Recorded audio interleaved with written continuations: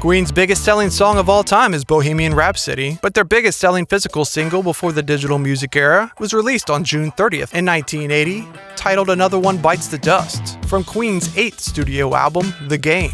Approximately 2 million people purchased the physical copy in the early 80s, with a total of almost 7 million sales to date. It was a worldwide hit in over 17 countries, charting number 1 on the US Billboard Hot 100 for 3 weeks and spending 15 weeks on the Billboard Top 10, with a total of 31 weeks on the chart, which is more than any other song in 1980. Many have analyzed the lyrics with multiple meanings, but the consensus seems to center around the theme of death. One of the most familiar associations comes from the translation of Homer's The Iliad. Bite the dust is used to describe the death of a Roman soldier in battle. The mastermind behind the song was Queen's bass player John Deacon, nicknamed Deaky by his bandmates, who wrote arguably one of the best bass riffs of all time. The band's heavy rhythm and funk grooves with Freddie Mercury's vocals are instantly recognizable.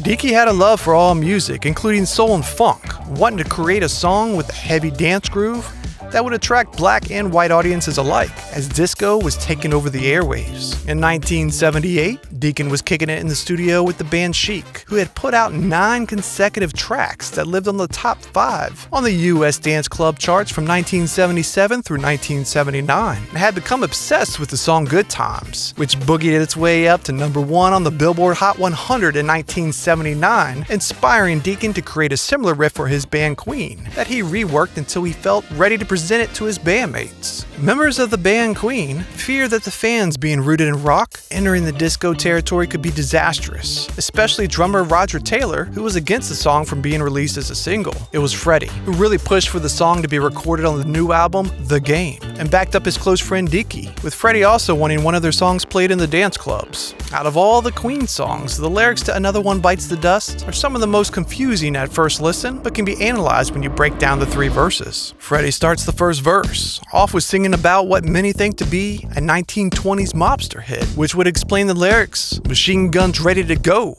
and out the door the bullets rip to the sound of the beat. The second verse, Mercury seems to be referencing ex-lovers, as he's asking an unknown person, how do you think I'm going to get along without you when you're gone? You took me for everything that I had and kicked me out on my own. Are you happy? Are you satisfied? For the final verse, Freddie sings about being fed up and tells all those who want to tear him down to bring it on, by saying there are plenty of ways that you can hurt a man and bring him to the ground. You can beat him, you can cheat him, but I'm ready. Yes, I'm ready for you. I'm standing on my own 2 feet. The song almost became the theme song in the hit movie Rocky III, but producers couldn't get permission to use the song, so Sylvester Stallone hired the band Survivor to write an original song instead, which turned out to be The Eye of the Tiger. Another One Bites the Dust has been covered, remixed, and sampled by many artists since its release, appearing in TV shows, commercials, films, and sporting events. The music video for the song is with Queen performing live on stage, with different camera angles showcasing the band's powerful live showmanship, and at the time of this recording has over 553 million views.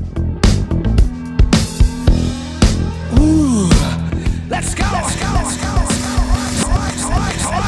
I don't talk to everybody, so they don't really know the real me. And I don't think anybody will.